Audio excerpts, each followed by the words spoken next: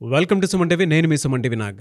గత కొద్ది రోజులుగా కోల్కతా ఇన్సిడెంట్కి సంబంధించినటువంటి జస్టిస్ ఎప్పుడెప్పుడు వస్తుందా అని అయితే ఈ అప్డేట్స్లో భాగంగానే ప్రతి ఒక్కరు మాతో పాటు న్యాయం కోసం వచ్చేటువంటి వాళ్ళు చాలామంది వ్యూవర్స్కి మేము కూడా స్పెషల్ థ్యాంక్స్ చెప్తున్నాము. అండ్ మీరు ఇచ్చేటువంటి సలహాలు సూచనలు కూడా మేము డిస్కస్ చేస్తూ ఉన్నాము. కొంతమంది మిస్టర్ నాగ్ అఫీషియల్ 1 అన్న ఇన్స్టాగ్రామ్ ఐడి ఉంది, దాంట్లో కూడా కొంతమంది డీటెయిల్డ్గా అంటే లీగల్ పాయింట్స్ కూడా అప్డేట్ చేసి మరీ పంపిస్తున్నారు. ఈ అప్డేట్ కూడా ఇవ్వండి అని. సో ఆడియన్స్ తరపు నుంచే అది మాకు ఇన్ఫర్మేషన్ కూడా కొంత వస్తూ ఉంది, authentic information. So special thanks to audience. And వాళ్ళకి మనం థ్యాంక్స్ చెప్పాల్సినటువంటి అవసరం బాధ్యత చాలా ఉంది సార్. అంత బాగా ఎంకరేజ్ చేశారు. రవీంద్రనాథ్ గారు మాత్రం అథెంటిక్ ఇన్ఫర్మేషన్ ఇస్తారని చెప్పేసి అప్రిషియేట్ చేశారు. So thank you. అయితే కమింగ్ టు సబ్జెక్ట్, చూసేటువంటి అప్డేట్స్ ప్రకారం అక్కడ ఉండేటువంటి వాతావరణాన్ని కనుక మనం అబ్జర్వ్ చేస్తే ప్రెసిడెంట్ రూల్ అవసరమా అనేటువంటి దాని మీద క్వశ్చన్ మార్క్ అయితే చాలా ఉన్నాయి. అండ్ కొన్ని విషయాల్లో కనుక మనం పర్టికులర్గా చూస్తే అందులో గవర్నమెంట్ ఇన్వాల్వ్ అయ్యిందా లేదా అనేటువంటిది పక్కన పెడితే, అంటే డైరెక్ట్గా మనకి ఏ ఇన్ఫర్మేషన్ దానికి సంబంధించింది లేకపోయినా కూడా జస్టిస్ కోసం అని చెప్పేసి సుప్రీంకోర్టే దిగి అండ్ కోర్టులు కూడా దాన్ని సుమోటోగా తీసుకుని ముందుకు వెళ్తూ ఉన్నాయి. అంటే అంత పెద్ద కేసు ఇది, దానికి సంబంధించి దేశం మొత్తం కూడా ఎదురు చూస్తూ ఉంది న్యాయం ఎప్పుడు వస్తుందా అనుకునేటువంటి ఆశతోటి. సో అలాంటి కేసు ఇదే. అండ్ రాష్ట్రంలో జరిగినటువంటి ఇంత పెద్ద ఇన్సిడెంట్ మీద దేశం మొత్తం చూస్తుంది కాబట్టే సో ఆ రాష్ట్రం గురించి అందరూ మాట్లాడుకుంటూ ఉన్నారు, ఏం జరుగుతుంది ఏంటి అని. సో కొత్త కథనాలు విషయాలు బయటకు వస్తున్నాయి. సో ప్రెసిడెంట్ రూల్ వచ్చే అవకాశం ఉందా లేదా అనేది హైకోర్టు అడ్వకేట్ రవీంద్రనాథ్ గారి మాటలో అడిగి తెలుసుకుందాం. సార్ చెప్పండి సార్, ప్రెసిడెంట్ రూల్ వచ్చే అవకాశం ఉంటుంది అనేటువంటి దాని మీద రకరకాల కథనాలు వస్తూ ఉన్నాయి. సో డైలమా కూడా ఉంది దాని మీద. అవునండి, ఏ విధంగా ఉండే అవకాశం ఉంటుందంటారు? నాగరాజు గారు, జరుగుతున్న పరిస్థితులు కలకట్టాలో ఈరోజు చూసినట్లయితే దీన్ని రెండు రకాలుగా మనం చూడాల్సి వస్తుంది. ఒకటి జస్టిస్ అభయ అన్నటువంటి కేసు విషయాన్ని, రెండవది మారుతున్న పరిస్థితులు దీన్ని దృష్టిలో పెట్టుకొని కలకత్తా ప్రభుత్వం అంటే ముఖ్యంగా వెస్ట్ బెంగాల్ గవర్నమెంట్లో ఏ రకంగా జరుగుతుంది, రాష్ట్రపతి పాలన వచ్చే దిశగా ఉందా, దీని మీద కేంద్ర ప్రభుత్వం సత్వర చర్యలు తీసుకుంటుందా అనే విషయం మీద సర్వత్రా అన్ని చోట్ల రకరకాల ఊహాగానాలు అయితే ఉన్నాయి. దీని మీద మనం అనేక రకాల కోణాలుగా చర్చించే ప్రయత్నం చేద్దాం నాగరాజు గారు. ముఖ్యంగా ఆల్రెడీ మనం చేసాం జస్టిస్ అభయ మీద ఉన్నటువంటి వీడియోస్ అన్ని కూడా మనం మాట్లాడుతున్నాం ఆల్రెడీ. సో ఈరోజు అక్కడ వెస్ట్ బెంగాల్ గవర్నమెంట్లో శాంతి భద్రతలు పూర్తిగా లోపించే అనే విషయం మీద కేంద్ర ప్రభుత్వం ఒక ఇంటెలిజెన్స్ రిపోర్ట్ని మాత్రం అక్కడ పరిశీలిస్తూ ఉంది.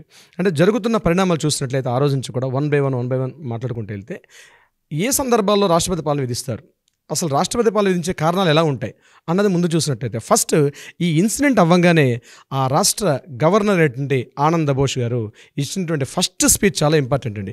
ఆనంద్ బోస్ గారు చెప్పినటువంటి క్లియర్ ఇన్ఫర్మేషన్ అంటే రాష్ట్రంలో శాంతి భద్రతలు క్షీణించాయి, ఆడపిల్లలు ఎత్ర నార్యంత పూజింతే తత్ర దేవత రమంతే అన్నట్టుగా ఆ శ్లోకాన్ని కూడా ఆయన చెప్పాడు. అక్కడ చూస్తూ ఇక్కడ మా వెస్ట్ బెంగాల్లో రాష్ట్రంలో స్త్రీలకి జీవించే హక్కు చాలా ఇబ్బందిగా ఉంది, కాబట్టి సెంట్రల్ గవర్నమెంట్ ఇమ్మీడియట్గా యాక్షన్ తీసుకుంటే బాగుంటుంది అనే విషయం మీద చెప్తూ ఆయన అమిత్ షా గారిని సెంట్రల్ హోమ్ మినిస్టర్ని కూడా కలవడం జరిగింది.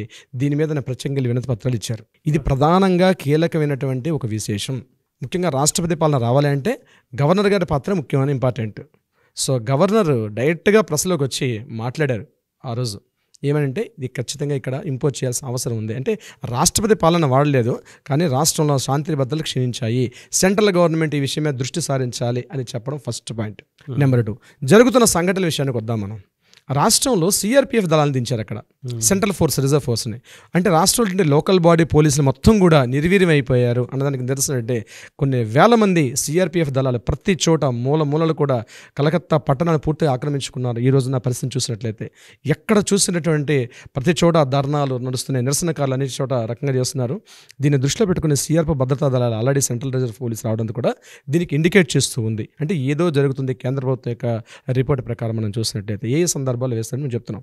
సో ఇంకొకటి, ఇక మూడో విషయానికి వస్తే Mamata Banerjee government, Trinamool Congress party government ఏదైతే ఉందో గవర్నమెంట్ మీద అభిశంసన అంటే గవర్నమెంట్ ఏదైతే తృణమూల్ కాంగ్రెస్ మొన్న రీసెంట్ ఎలక్షన్స్లో విన్ అయిన తర్వాత తన పార్టీలో ఉన్నటువంటి ఎమ్మెల్యేలు కానీ ఎంపీలు కానీ మంత్రులు కానీ మమతా బెనర్జీ మీద బహిరంగ విమర్శిస్తున్నారు. ఈరోజు ఆ స్టేట్లో జరిగిన సంఘటన అంటే తమ ఉనికిని కాపాడుకునే ఉద్దేశంతో ఫస్ట్ టైం 13 సంవత్సరాల్లో ఎప్పుడు కూడా తృణమూల్ కాంగ్రెస్ పార్టీలో మమతా బెనర్జీ మీద ఇంత విరక్తి రాలేదు, ఇంతటి నెగిటివిటీ డెవలప్ కాలేదు.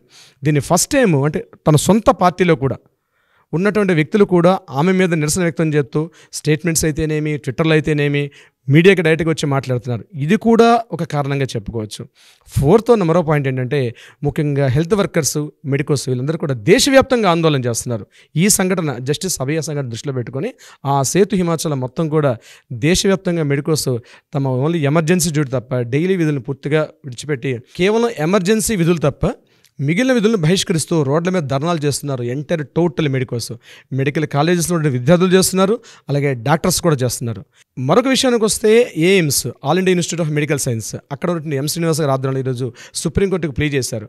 మేము మా డ్యూటీస్ని సక్రమంగా నిర్వర్తించుకోలేకపోతున్నాం, మీరు వేసిన టాస్క్ ఫోర్స్ ఏదైతే ఉందో దానికి 2 months గడువు ఇచ్చారు కాబట్టి ఆ 2 months కూడా మేము వెయిట్ చేయలేము, ఇంటర్మ్ మాకు ఏదైనా ఒక ఆర్డర్ ఇవ్వండి అని వాళ్ళు సుప్రీంకోర్టుకి ప్లే చేసుకున్నారు. ఈరోజు సుప్రీంకోర్టు అది కూడా తీసుకుంది పరిగణలోకి. సో ఇదొక కూడా ఒక కారణం. ఏ రకంగా చూసినప్పుడు కూడా ఈరోజు వెస్ట్ బెంగాల్లో పూర్తిగా మరొక ఆలోచన లేదు, మరొక యాక్టివిటీ లేదు. టోటల్గా అందరూ కూడా ఈ ఇన్సిడెంట్ మీద ఉంది. మొత్తం రాష్ట్రం అంతా కూడా స్తంభించి ఉంది. సార్, చాలామంది ఎమ్మెల్యేలు, ఎంపీలతో ఎలక్ట్ అయినటువంటి ఒక సీఎం నిజంగా అంటే అంత పెద్ద వ్యవస్థ అయి ఉండి కూడా రాష్ట్రపతి పాలన అనేటువంటి విషయం పైకి రావడం అనేది చాలా బాధాకరం. దాంతోపాటు దాని మీద కూడా చాలా ఊహాగానాలు వస్తే తప్ప అది బయటికి రాదు. నేను మామూలుగా అడుగుతున్నాను సార్, రాష్ట్రపతి పాలన అనేది ఏ సందర్భాల్లో విధిస్తారో, గతంలో దీనికి సంబంధించినటువంటి కేస్ స్టడీస్ ఏమైనా ఉన్నాయా? రాష్ట్రపతి పాలన విధించడం ఉంది ఆర్టికల్ 356, 355, 357. ఈ సందర్భాల్లో రాష్ట్రాల్లో రాష్ట్రపతి పాలన విధించే అధికారం సెంట్రల్ గవర్నమెంట్కి ఉంటుందండి. దీని ప్రొసీడింగ్స్ ఎలా ఉంటాయంటే, గవర్నర్ అప్పీల్ చేస్తారు.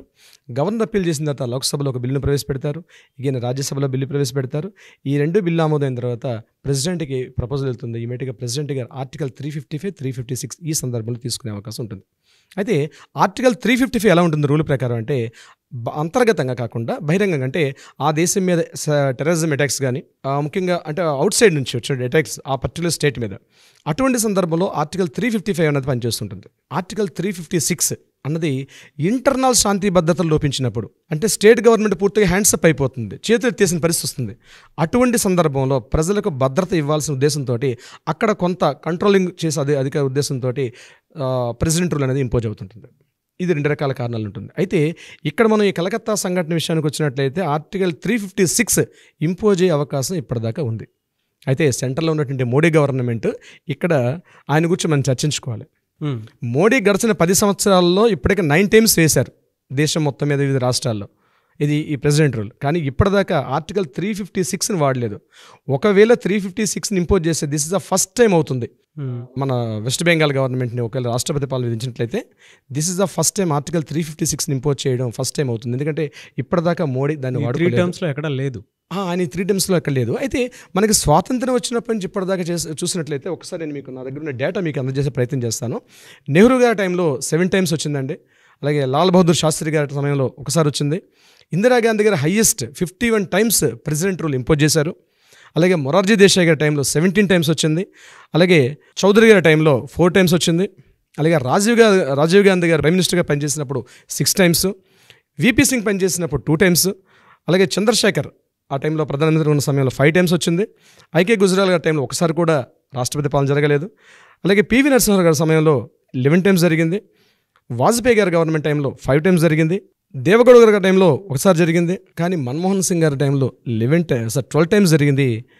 మన ప్రెసిడెంట్ ఉన్నటువంటి నరేంద్ర మోడీ గారు సమయంలో ఈ 3 termsలో 9 times ఇంపోజ్ చేశారు దీన్ని. అయితే ఇక్కడ నేను చెప్పొచ్చేది ఏంటంటే నాగరాజ్ గారు, ఈ 9 times చేసినప్పుడు కూడా ముఖ్యంగా అరుణాచల్ ప్రదేశ్లో ఒకసారి, ఉత్తరాఖండ్లో ఒకసారి ఆయన చేసినప్పుడు చాలా ప్రాబ్లమ్స్ ఫేస్ చేశారు ఆయన.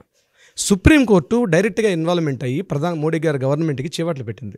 తొందరపాటు చర్యగా చెప్పడం జరిగింది. సో ఇప్పుడు మోడీ గారు ఈ విషయంలో తొందరపాటు లేకుండా జరుగుతున్న పరిస్థితిని పరిశీలిస్తూ అసలు ఏం జరుగుతుంది, ఈ టైంలో చేయొచ్చా చేయకూడదు, ఎందుకంటే తను తీసుకున్న స్టెప్ యావత్ జాతికి చెప్పాల్సిన సమాధానం ఉంటుంది.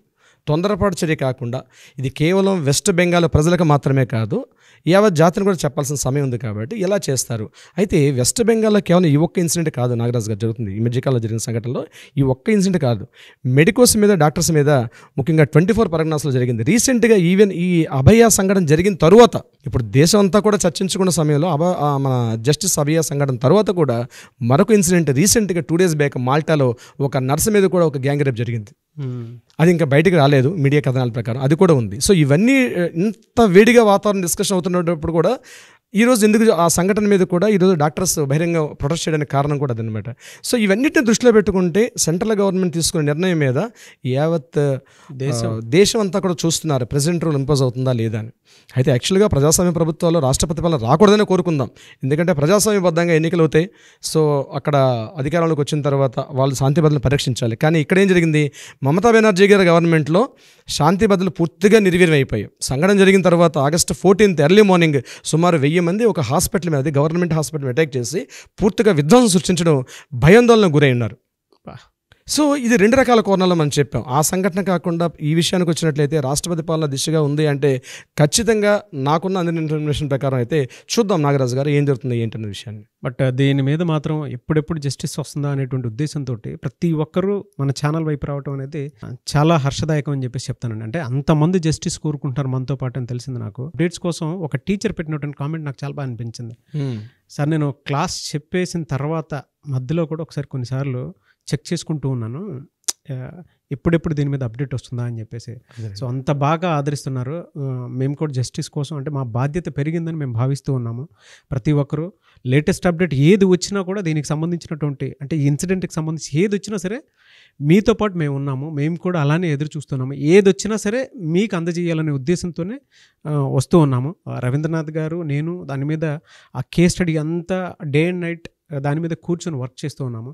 ఎందుకంటే ఒక సత్వర న్యాయం కోసం అని చెప్పేసి మా ఛానల్ తరపున మేము కూడా ప్రయత్నం చేస్తూ ఉన్నాము. సో సుమన్ టీవీని ఆదరిస్తున్న ప్రతి ఒక్కరికి special thanks and special thank you sir. త్వరితగతిన న్యాయం జరగాలని చెప్పేసి మేము కోరుకుంటున్నాము. కొద్దిసేపట్లో సుప్రీంకోర్టు నుంచి కొన్ని విషయాలు, కీలక అంశాలు బయటకు పడే అవకాశం ఉంది. సో దానికోసం ఎదురు చూస్తున్నాము. Thank you sir.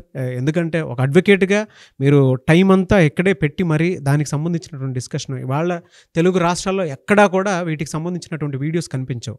Nagaraju and Rabindranath గారు చేసినటువంటి కాంబోలో కనిపించేటువంటి వీడియోసే ఎక్కువ కనిపిస్తూ ఉంటాయి. నాగరాజు మధ్యలో బ్రేక్ అవుతుంది సార్. మమతా బెనర్జీ గారు రోడ్డు మీదకు ధర్నా చేయడం కూడా ఒక కొత్త విషయానికి నాంది పలికింది. ఈరోజు ఇప్పుడైన వార్త ఏంటంటే మన రేవంత్ రెడ్డి గారు కూడా అసెంబ్లీని విడిచిపెట్టి తన సెక్రటరీ విడిచిపెట్టి ఈరోజు రోడ్ల మీదకి వచ్చారు ధర్నా చేయడానికి. ఈడీ ఆఫీస్ ముందు బట్టి విక్రమార్క గారు, రేవంత్ రెడ్డి గారు ఈరోజు ధర్నా చేయడానికి ముందు పడ్డారు. సో ఇది ఏంది, ఎక్కడ దారితీస్తుందో ఈ కల్చర్, కొత్త కల్చర్ ఏంటో మాకు అర్థం కావట్లే. చూద్దాం, లెట్ us see. చూద్దాం. ఫస్ట్ టైం అక్కడ వెస్ట్ బెంగాల్ మమతా బెనర్జీ ఆ సంఘటన చేశారు. ఈ రోజు మార్నింగ్ రేవంత్ రెడ్డి గారు బహుశా ఇప్పుడు ఆల్రెడీ స్టార్ట్ అయి ఉంటారు, ఒక ధర్నా కార్యక్రమాన్ని కూడా స్టార్ట్ చేశారు ఆయన. అంటే ముఖ్యమంత్రులే రోడ్ల మీదకి రావడం అన్నది కొత్త కల్చర్ స్టార్ట్ చేశారు. కొత్త కల్చర్, సరికొత్త.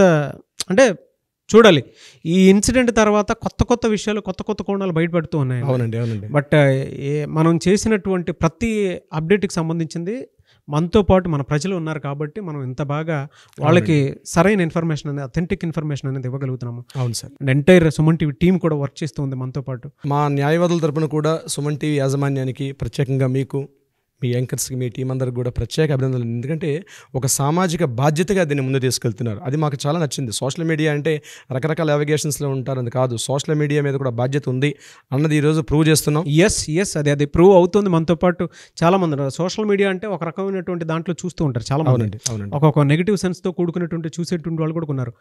సో ప్రతి ఒక్కరూ ఈ ఒక్క విషయం మీద మాత్రం తాటి మీదకి వచ్చి ప్రతి ఒక్కరూ న్యాయం జరగాలనేటువంటి ఉద్దేశంతో ఛానల్ దగ్గరకు వచ్చి ప్రతి అప్డేట్ని చూస్తూ ఉన్నారు. సో ఒకసారి స్పెషల్ థ్యాంక్స్ అందరికీ. Thank you so much. Thank you so much Nagaraju గారు.